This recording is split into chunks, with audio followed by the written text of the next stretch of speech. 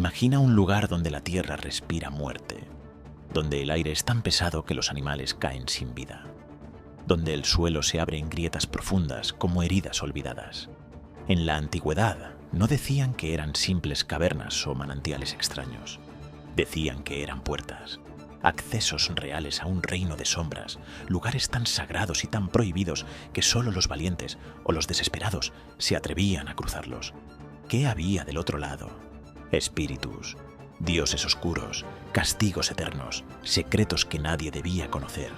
Pero aunque tratamos de sellarlas, de olvidarlas, esos portales siguen ahí, en junglas, desiertos, cuevas y ruinas que aún susurran historias de sacrificios y advertencias. Hoy vamos a abrir esas puertas, a mirar dentro de sus sombras, a descubrir por qué tantas culturas distintas coincidieron en un mismo terror.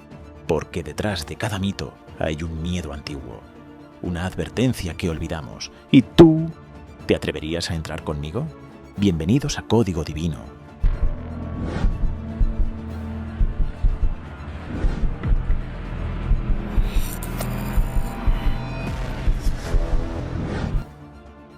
¿Qué son, en realidad, las puertas del inframundo? Son más que grietas en la roca o cavernas oscuras. Son umbrales, marcados por el miedo y la fe, donde los antiguos decían que el mundo de los vivos y el de los muertos se tocaban. Cuevas tan profundas que parecían no tener fin. Cenotes sagrados cuyas aguas escondían ofrendas y huesos para dioses insaciables. Grietas sulfurosas que exhalaban vapores venenosos, con un aliento que llamaban el aliento del inframundo. Para muchas culturas, estas puertas no eran solo entradas físicas, sino símbolos del tránsito supremo. Lugares de prueba, de comunicación con espíritus, de paso entre dimensiones. Son advertencias y promesas a la vez. La promesa de poder o conocimiento prohibido, y la advertencia de un precio imposible de pagar. Lugares reales donde la tierra misma parecía recordarnos: hay cosas que no deberían cruzarse. Pero estas puertas del inframundo no eran solo una idea abstracta.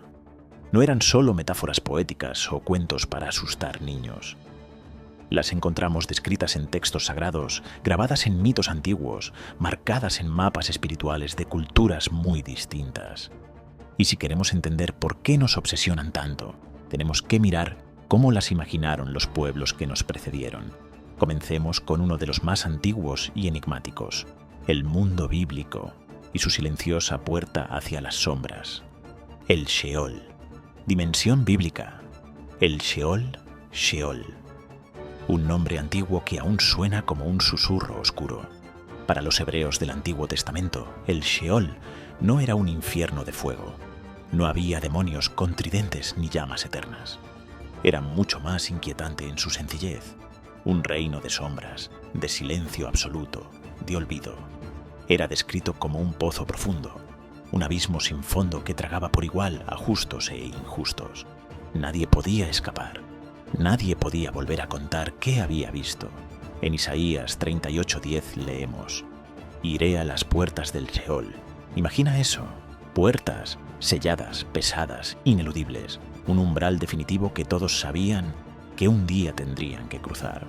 En Job 17:16 está aún más sombrío. ¿No descenderán conmigo al Sheol? ¿Nos hundiremos juntos en el polvo? Una visión donde la muerte no perdona jerarquías, no concede gloria. Pero, ¿era solo metáfora? Algunas tradiciones posteriores empezarían a dividir el Sheol en regiones, un lugar de consuelo para los justos, tormento para los malvados, el germen de la idea del cielo y el infierno. Pero, originalmente, era la gran igualadora.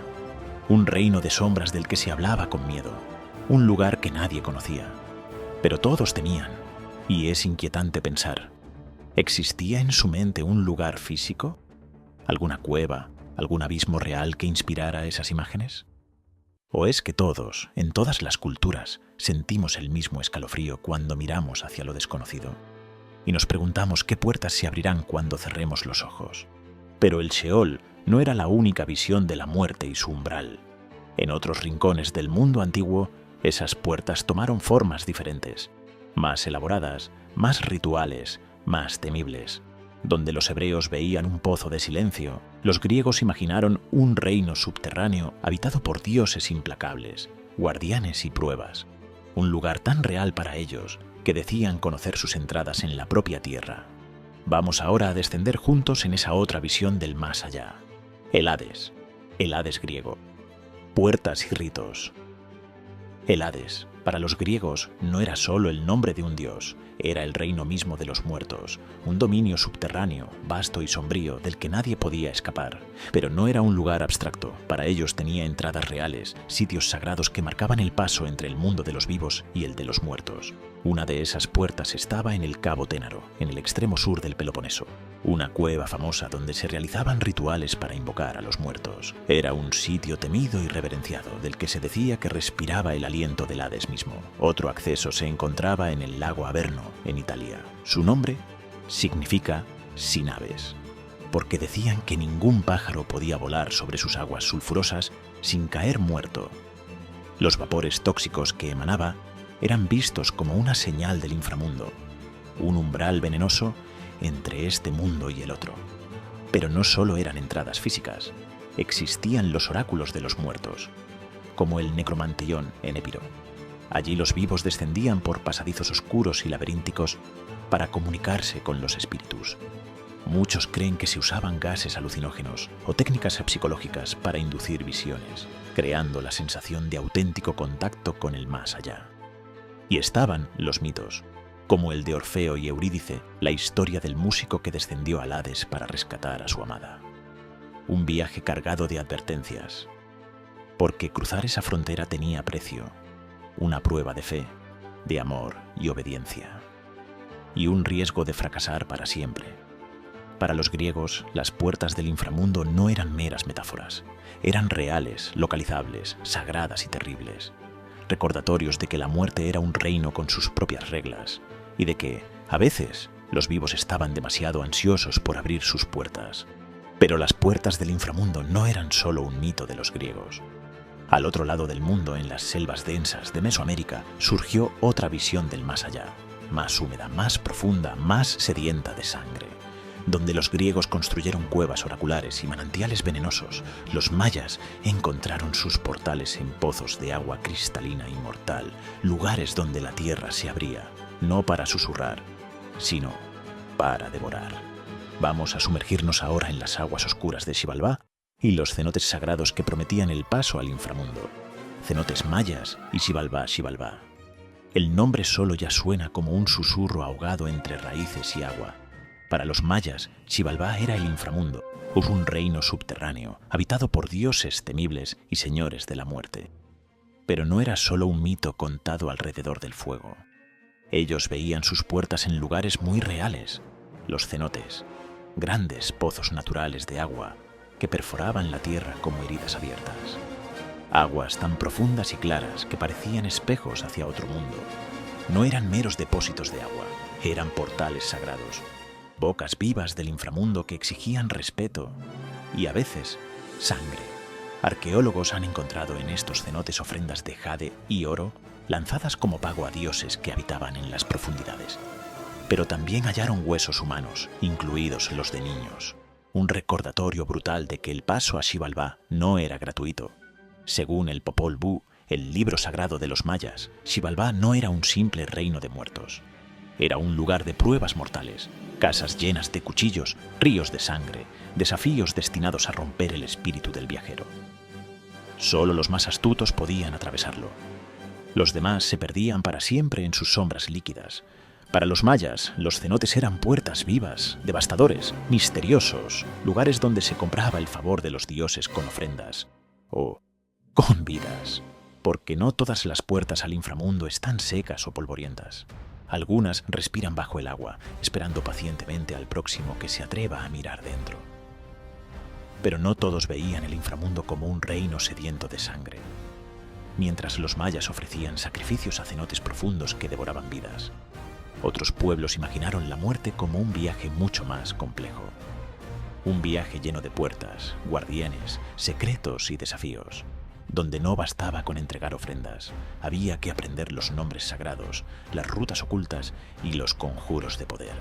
Así era para los egipcios. Vamos ahora a internarnos en las arenas del Nilo y descubrir el Duat, su enigmático inframundo, sus libros sagrados y sus puertas selladas. Egipto, Duat y sus puertas el Duat. Así llamaban los antiguos egipcios a su inframundo, pero para ellos no era simplemente un reino de sombras o castigo. Era un territorio complejo, con geografía propia, guardianes temibles y puertas misteriosas que debían cruzarse para alcanzar la vida eterna. Los egipcios no temían la muerte como un fin, sino como un viaje peligroso. Cada noche, incluso el dios Ra, señor del sol, descendía al Duat. Enfrentaba serpientes gigantes, lagos de fuego y monstruos del caos antes de renacer al amanecer. Este viaje diario del sol era un modelo para el alma humana. Para renacer, había que atravesar la oscuridad. Para entender este mundo, los egipcios dejaron algo extraordinario: el libro de los muertos. Pero su nombre verdadero es más revelador: el libro de salir al día. Era un manual de viaje para el difunto, lleno de conjuros, oraciones y mapas. Conozco la puerta secreta, conozco el nombre del guardián, recitaba el muerto, porque el Duat estaba lleno de puertas cerradas, cada una custodiada por un ser con un nombre aterrador que debía saberse para pasar. Los textos funerarios, como los textos de las pirámides y textos de los sarcófagos, son aún más antiguos y nos muestran un mapa detallado del inframundo. En ellos, el faraón o el noble recitaba palabras mágicas para sortear trampas y monstruos. Dato arqueológico: en el Valle de los Reyes, las tumbas no son simples agujeros. Son corredores tallados con escenas del Duat, mostrando ríos de fuego, barcos solares, dioses y demonios. Los egipcios literalmente convirtieron sus tumbas en mapas tridimensionales del otro mundo. Incluso las paredes del sarcófago eran escritas con conjuros protectores, para que el difunto nunca se perdiera. Para ellos, morir sin saber el camino era la condena real, quedar atrapado para siempre en la oscuridad del Duat.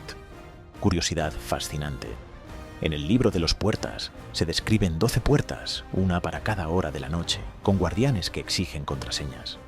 Era un código espiritual tan riguroso como cualquier cerradura física.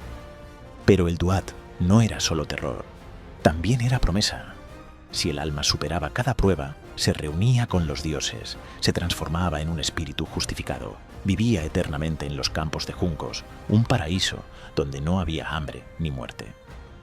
¿No es inquietante pensar que los egipcios pasaron siglos perfeccionando estas guías? Que construían templos, tumbas y papiros no solo para honrar a los muertos, sino para enseñarles cómo encontrar la salida al amanecer. Para ellos, la muerte no era el final, era un laberinto de puertas cerradas, y solo quien conocía las palabras secretas podía abrirlas. Egipto no estaba solo en su obsesión por las puertas del más allá. Donde los egipcios llenaban tumbas con mapas y conjuros para cruzar ríos de fuego y guardianes terribles, otras civilizaciones imaginaron pruebas aún más personales. Pruebas que no se superaban solo con palabras mágicas, sino dejando atrás algo mucho más difícil de abandonar: el poder, el orgullo, el ego. Vamos ahora a viajar a las antiguas tierras de Mesopotamia, donde las puertas del inframundo no solo eran físicas, sino espirituales, donde el descenso era un despojo, un recordatorio de que la muerte iguala a todos, incluso a los dioses. Mesopotamia, las 7 puertas. En Mesopotamia, el inframundo no era un lugar para negociaciones ni promesas fáciles.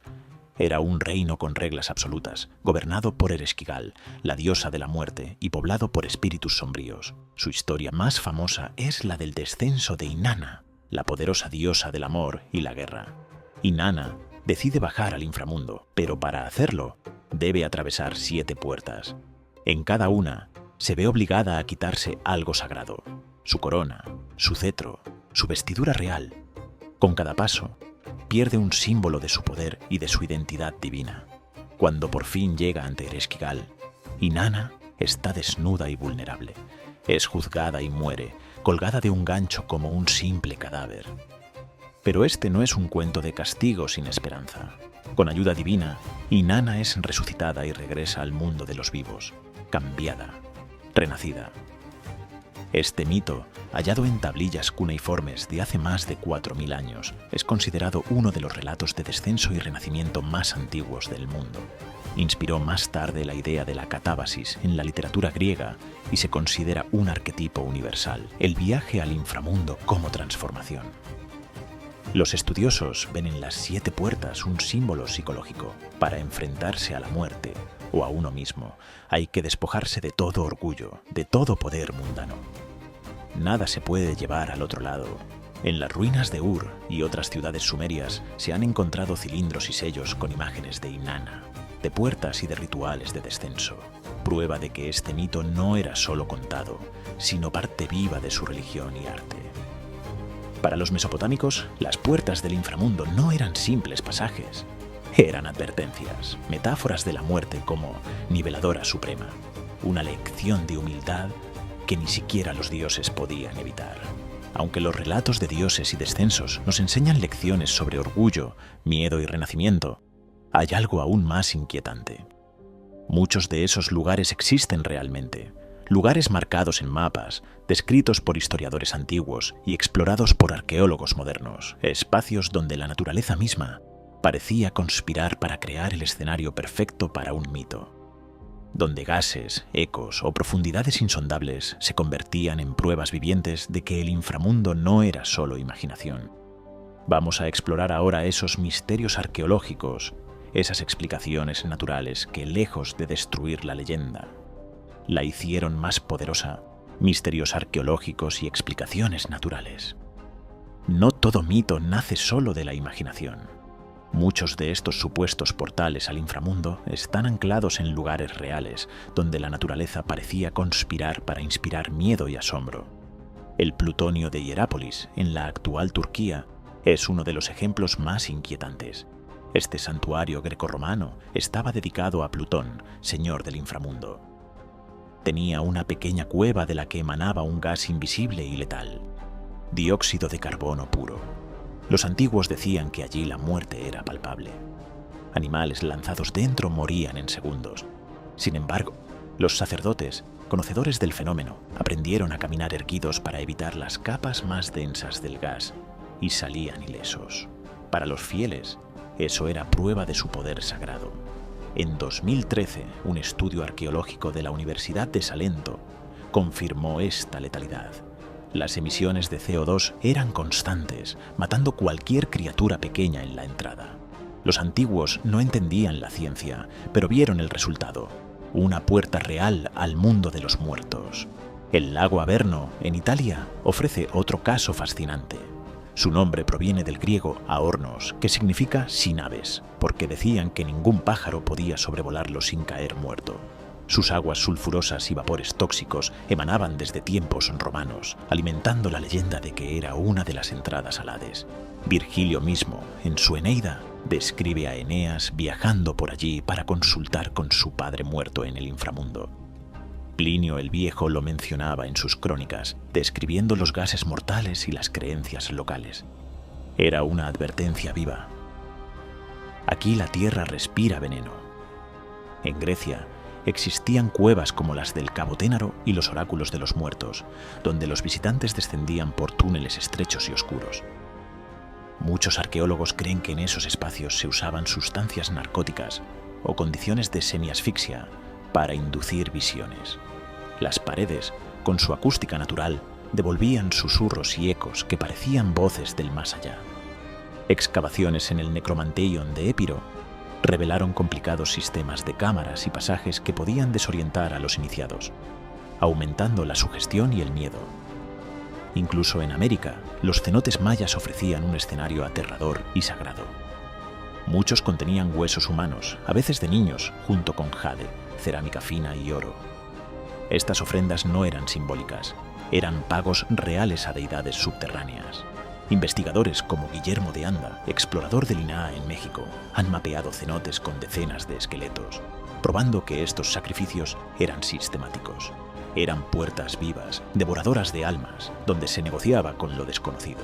Pero aquí surge la pregunta inquietante: ¿acaso la naturaleza misma creó estos lugares para recordarnos el límite?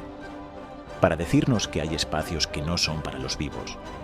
Porque para los antiguos, estos gases, estos ecos, estas aguas profundas y silenciosas, no eran explicaciones naturales, eran la prueba de que el otro mundo existía, de que la Tierra misma era capaz de abrirse para mostrarnos el más allá.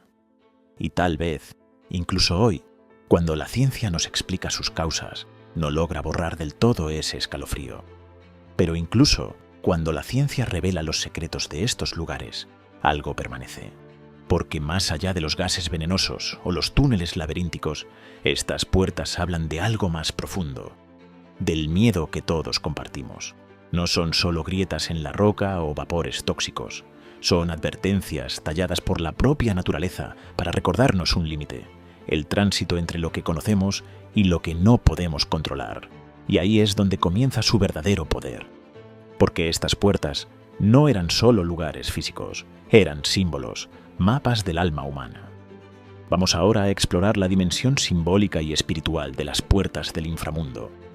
Esas historias que nos dicen más sobre nosotros mismos que sobre la tierra que pisamos. Dimensión simbólica y espiritual. Las puertas del inframundo nunca fueron solo piedra, agua o fuego. Eran símbolos, advertencias sobre el viaje más universal y más inevitable. El paso a lo desconocido. En todas las culturas, estas puertas marcaban el límite entre la vida y la muerte, pero también entre el orden y el caos, lo conocido y lo inexplorado. Eran lugares liminales, espacios sagrados y peligrosos donde las reglas normales dejaban de aplicarse. Para muchos pueblos, estas puertas no solo representaban la muerte literal, sino la transformación, el acto de renunciar a todo lo que nos define para descubrir quiénes somos sin nuestros títulos, riquezas o poder. El descenso de Inanna en Mesopotamia no era solo un mito de dioses, sino un espejo de la experiencia humana, dejar atrás el ego para renacer. Cada puerta que cruzaba le arrancaba algo hasta dejarla vulnerable y sin nada. En Egipto, el Duat no era solo un lugar de castigo, sino de pruebas espirituales. Superarlas significaba merecer la vida eterna. El libro de los muertos no es un libro de terror, sino un manual de sabiduría espiritual. Enseñaba que saber los nombres sagrados, entender las leyes del otro mundo, era conocerse a uno mismo. Incluso en la Biblia, el Sheol era un recordatorio frío de que nadie escapa a la muerte. Era el destino común de todos, una puerta inevitable que igualaba al rey y al mendigo. En muchas tradiciones chamánicas, el viaje al inframundo no es solo metáfora. Los chamanes realmente se inducían estados alterados para viajar a reinos de los muertos y traer de vuelta conocimiento o curación. Para ellos, las puertas al inframundo eran puertas de sabiduría. Los antropólogos llaman a estos lugares espacios liminales, donde la identidad se rompe para reconstruirse, donde se enfrenta el miedo más profundo, el fin de uno mismo. Porque al final, tal vez eso eran estas puertas. No solo entradas a la muerte, sino llamados a reflexionar sobre la vida. A preguntarnos, ¿qué estamos dispuestos a dejar atrás? ¿Qué parte de nosotros debe morir para que otra pueda nacer? Así, estas puertas del inframundo no solo fueron marcadores geográficos o restos arqueológicos, sino mapas del alma humana. Vestigios de un lenguaje espiritual que nos sigue hablando, si tenemos el valor de escucharlo. Incluso cuando reducimos estas puertas a símbolos, algo sigue incomodándonos, porque aunque las llamemos mitos o metáforas, muchos sienten que esos umbrales jamás se cerraron del todo. Y la pregunta persiste, ¿y si no eran solo advertencias espirituales? ¿Y si eran descripciones, imperfectas pero sinceras, de algo que aún no comprendemos del todo? Vamos ahora a adentrarnos en las teorías modernas y paranormales que sugieren que estas puertas del inframundo podrían ser más que un recuerdo del miedo humano, que tal vez aún estén abiertas. Teorías modernas y paranormales. Hoy en día, las antiguas puertas del inframundo siguen fascinándonos. Ya no se las venera con sacrificios o conjuros, pero muchos se preguntan si esos lugares aún guardan secretos. Existen teorías de portales dimensionales que sugieren que ciertos sitios poseen propiedades físicas únicas, anomalías magnéticas, alteraciones en el tiempo o el espacio. Los llamados vórtices energéticos, como los que se mencionan en Sedona, Arizona o en ciertos puntos de los Andes se estudian por supuestas concentraciones inusuales de energía que algunos dicen sentir como un umbral. Lugares que en mapas antiguos eran señalados como malditos, hoy son investigados por científicos y entusiastas del misterio. Hay quienes afirman que en ellos ocurren fenómenos inexplicables. Fallas electrónicas, cambios en la percepción, sonidos extraños, avistamientos de sombras o entidades. En Turquía, cerca del plutonión de Hierápolis, estudios modernos mostraron que los gases mortales aún brotan igual que hace 2000 años. Un fenómeno geológico, pero también un recordatorio físico de por qué los antiguos temían esas grietas. En México, buceadores en cenotes han encontrado pasajes subacuáticos tan laberínticos que parecen diseñados para perderse. Algunos afirman sentir presencias mientras exploran las cavernas inundadas. Y aunque la ciencia explica gases venenosos, acústica extraña o formaciones geológicas, muchos lugares siguen alimentando leyendas locales. Pueblos enteros aún se niegan a acercarse a cuevas o lagos considerados malditos, porque aunque ahora tengamos palabras como dióxido de carbono, resonancia o sulfuro, no hemos podido quitarles del todo su carácter de umbrales. Al final, tal vez estas puertas del inframundo sean algo más que advertencias antiguas. Tal vez sean puntos donde nuestro mundo se adelgaza, donde recordamos que hay fuerzas y miedos que aún no comprendemos del todo, y quizá, por eso mismo, nos atraen tanto. Quizá las puertas del inframundo nunca fueron selladas. Quizá siguen respirando en grietas profundas y cavernas olvidadas, en aguas negras donde la luz se niega a entrar, lugares donde la tierra se abre como una herida antigua, recordándonos que no todo está bajo nuestro dominio, donde el silencio se siente pesado, como si algo más estuviera escuchando. Porque al final, estas puertas son más que piedra o agua. Son espejos de nuestro miedo más íntimo, el fin, lo desconocido, lo inevitable. Nos susurran que hay límites que no deberíamos cruzar, secretos que tal vez nadie debería aprender. Y sin embargo, nos atraen. Nos llaman como un canto oscuro que promete poder, conocimiento o perdición. ¿Y si nunca fueron advertencias vacías? ¿Y si son mapas trazados por quienes vieron algo que no quisieron olvidar, pero que tampoco pudieron soportar? Pregúntate, ¿te atreverías a entrar? ¿A abrir esa puerta sabiendo que nunca serías el mismo al salir? Quizá esas puertas siguen abiertas, solo que preferimos mirar hacia otro lado. O tal vez solo olvidamos cómo encontrarlas. Si este viaje te hizo reflexionar, suscríbete a Código Divino. Comparte este video con quienes se atreven a explorar lo prohibido. Y cuéntame en los comentarios, ¿son estas puertas solo leyendas o advertencias que aún esperan pacientemente a ser escuchadas? Porque aquí no solo contamos historias, invocamos los ecos del misterio. Hasta nuestro próximo descenso a las sombras.